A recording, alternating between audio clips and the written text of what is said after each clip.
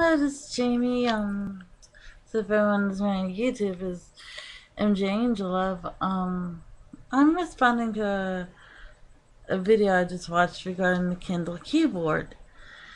And I have one right here.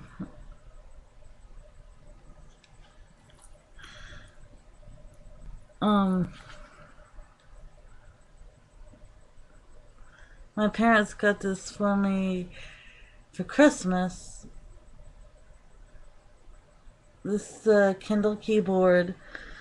It's very,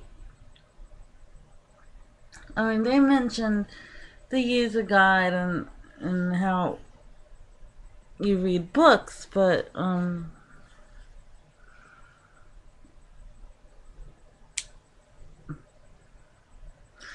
as you see, they mention there's some electric paper. This is like a real book, but there was something that they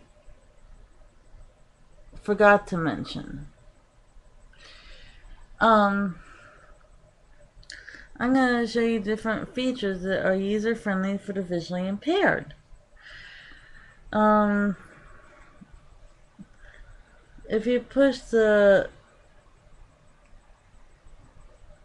text button,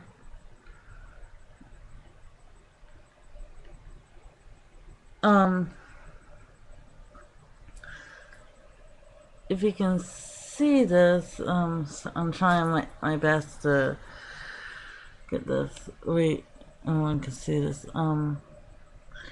It shows the different fonts from small to large.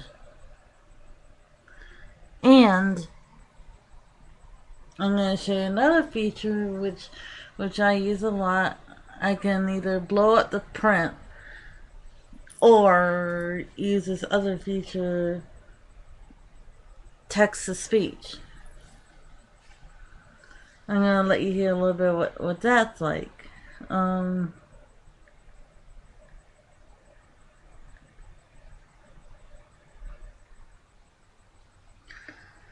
This is text to speech.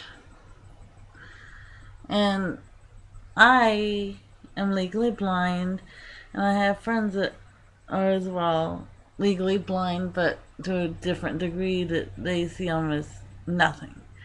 And for people like us, this is a very cool feature.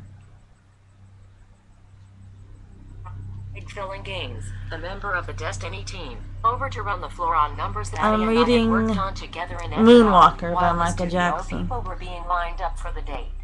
In addition to Greg, Paul and Hoda Costa was back on percussion, and Randy made a cameo appearance on Don't Stop Till You Get Enough. Quincy is amazing and doesn't just pick yes man to do his bidding. I have been around professionals all my life, and I can tell who is trying to keep up, who can create, and who is capable of crossing swords once in a while in a constructive way without losing sight of the shared goal.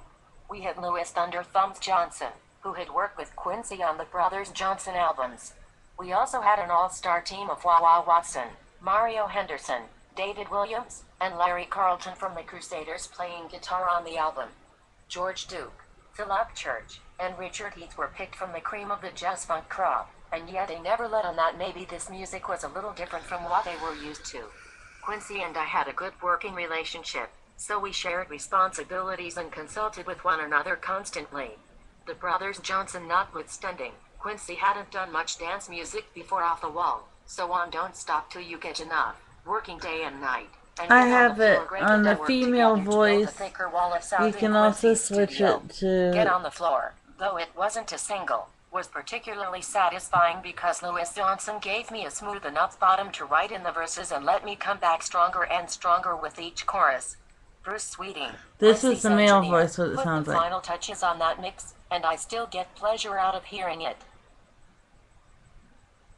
Working day and night was Pauline Ho's showcase, with my background vocals hurrying to keep up with his grab bag of toys.